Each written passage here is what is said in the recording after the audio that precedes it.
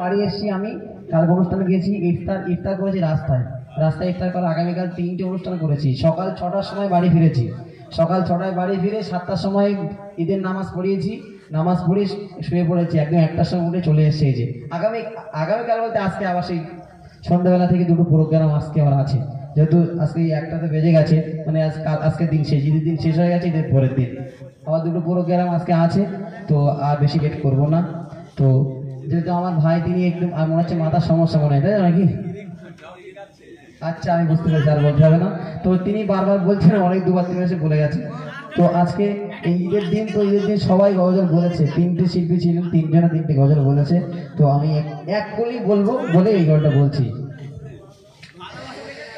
চাঁদ উঠেছে নীল আকাশে, খুশির ঈদের চাঁদ উঠেছে, 30টি দিন রোজা রাখার পরে, 30টি দিন রোজা রাখার পরে আজ মহা খুশির দিন এসেছে, ঈদ এসেছে, ঈদ এসেছে। চাঁদ উঠেছে নীল আকাশে, খুশির ঈদের চাঁদ উঠেছে, 30টি দিন রোজা রাখার পরে, 30টি দিন রোজা রাখার পরে আজ মহা খুশির দিন এসেছে, ঈদ এসেছে, ঈদ এসেছে।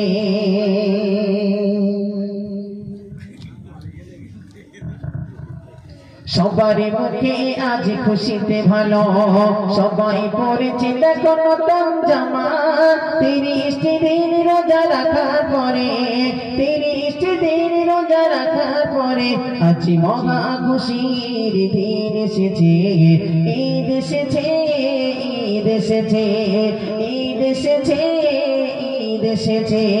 সোরবা তোর মেকে সবাই দেখো যাবে ওগো ঈদ গাতে, ছোট বড় সবাই মিলে, ছোট বড় সবাই মিলে একই সাথে নামাজ পড়েছে। ঈদ মোবারক, ঈদ মোবারক, ঈদ মোবারক, ঈদ মোবারক।